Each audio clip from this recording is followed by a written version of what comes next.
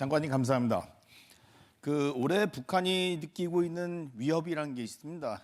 일단 작년서부터 시작된 한미일 공조죠. 한미일 협력이 강화된 것에 대해서 사실 작년에 한미일 공조가 강화된 것은 윤석열 대통령께서 한일 관계를 강화시키고 그다음에 그 연장선상에서 한미일 협력을 이끌어냈다는 점에서 기인한다고 볼 수 있을 것 같습니다. 일단은 가장 상징적인 케이스는 캠프 데이비드 협력이죠. 캠프 데이비드에서 보여준 한미일 3국 간의 만남.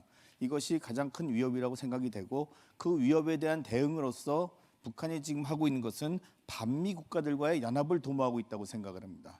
즉 중국, 러시아, 북한 이 세 나라가 서로 간의 협력을 통해서 한미일 협력에 대한 대응을 하자 이런 생각을 하고 있다고 보여지는데 이런 구조를 가지고 최근 국내외에서는 신냉전 구조의 강화라고 얘기를 많이 하고 있습니다.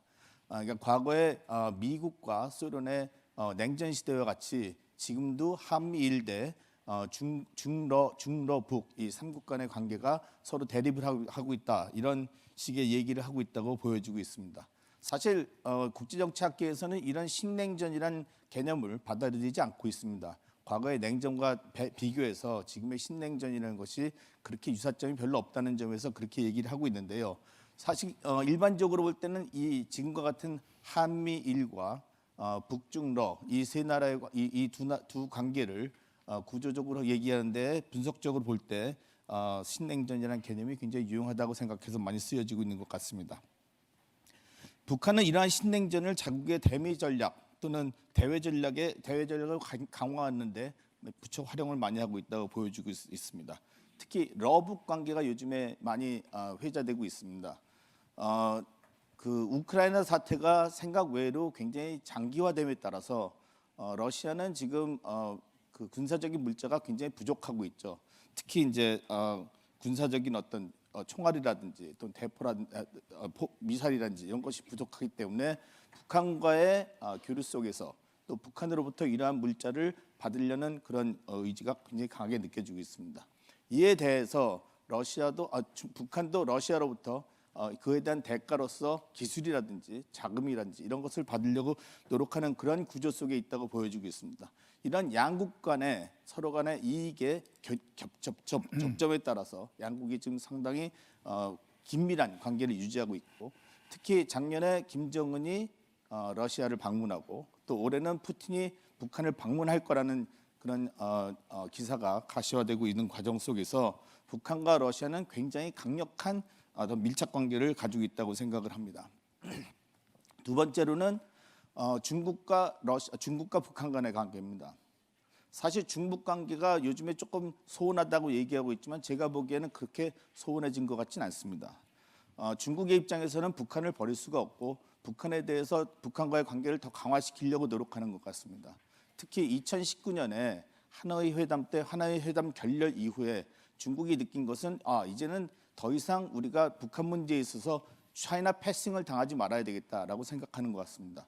사실 트럼프와 김정은과의 회담 속에서 중국이 느낀 것은 자기네가 굉장히 도외시됐다. 자기네가 북한 문제에서 굉장히 아이솔레이트했다 이렇게 생각했기 때문에 더 이상은 북한 문제에서 자기네가 도외시되지 않겠다는 생각 속에서 중국과 북한 간의 관계를 굉장히 강화시키고 있다고 생각을 하고 있고 최근 들어서는 북한이 러시아에 좀 가까워진 과정 속에서도 중국은 북한과의 관계를 계속 유지하고 있다고 생각을 하고 있습니다. 이러한 관계 속에서 북한이 원하는 것은 중국, 북한, 러시아 이 세 나라가 한미일처럼 삼각관계를 만들고 싶은데 여러분들 중국하고 북한하고 중국, 북한, 러시아 세 나라 지도자가 한 자리에 앉아서 사진 찍은 거 보신 적 있으십니까? 아직까지는 거기까지 다다르지 못했었던 것이고 북한의 능력에 한계가 있다고 생각을 하고 있습니다. 지금까지 관계는 그렇게 되고 있고 이렇게 지금 북한의 입장에서 볼 때는 러시아와 중국을 갖다가 자기 뒤에다가 업고 새로운 어떤 시도를 하고 있는데 그것에서 우리가 우려하고 있는 것은 북한이 남한에 대한 어떤 도발이 강화되지 않을까 하는 점입니다. 특히 러시아와 북한 간의 관계 속에서 러시아가 군수 물자를 받는 대신에 뭐를 줬을지가 지금 궁금하게 느껴지고 있습니다. 러시아가 북한에게 미사일 기술이라든지 또는 군사 기술을 넘겨줬을 가능성도 있고 또 경화라는 어떤 그 돈을 금융 지원을 해줄 수 있고 이런 것이 여러 가지 나타나고 있지만 지금까지 현재까지 관계 속에서 볼 때 우리나라가 우리 국제사회에서 우려하고 있는 것은 러시아가 북한에 어떤 군사 기술을 넘겨주지 않았을까 하는 우려라고 볼 수 있습니다. 따라서 앞으로는 앞으로 우리의 국제사회에서는 러시아와 북한의 관계를 굉장히 면밀하게 주도하면서 한국은 북한으로부터 올 수 있는 어떤 도발을 대비하기 위해서 여러 가지로 특히 군사적으로 장비를 많이 해야 될 거라고 생각을 하고 있습니다. 이상입니다.